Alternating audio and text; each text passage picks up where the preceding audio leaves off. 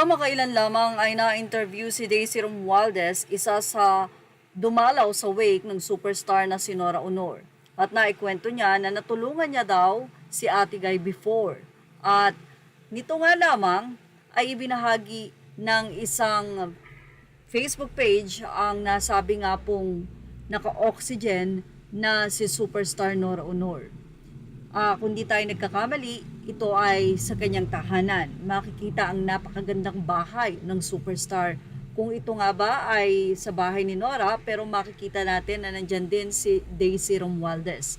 Ayon sa naging update, ito daw yung huling video na kung saan ay dinala si Nora Aunor sa ospital dahil tumawag na nga daw ito ng tulong sapagkat hindi na nga daw ito makahinga pa. Well, dun sa nasabi nga pong video, makikita nyo pa ang ilang mga gamit na tila hindi pa nasasalansan.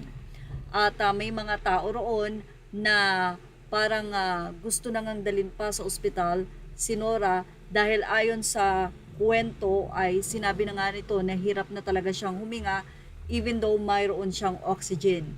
Yun siguro yung naging reason kung bakit in-advise ng doktor na siya ay mag-angioplasty para nga kahit papano or para umayos na rin ang kanyang paghinga muli. Matatandaan na sinabi pa ng isang writer and director at actress na si Hilda Coronel na bago pa man yan last week ay may usapan pa sila at hawak na nga ni Nora Aunor ang nasabi nga pong script sa kanilang susunod na movie.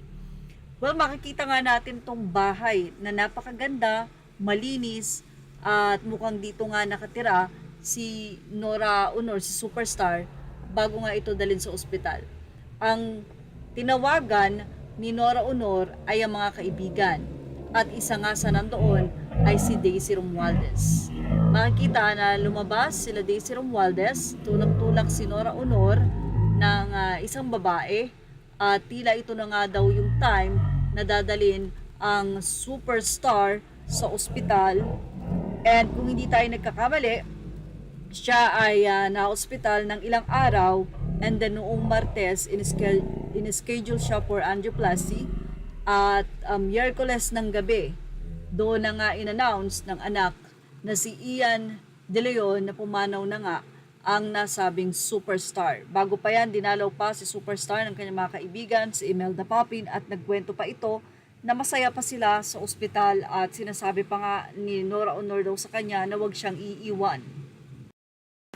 Thank you for watching. Images are all credit to the rightful owners. Please like, share, and subscribe.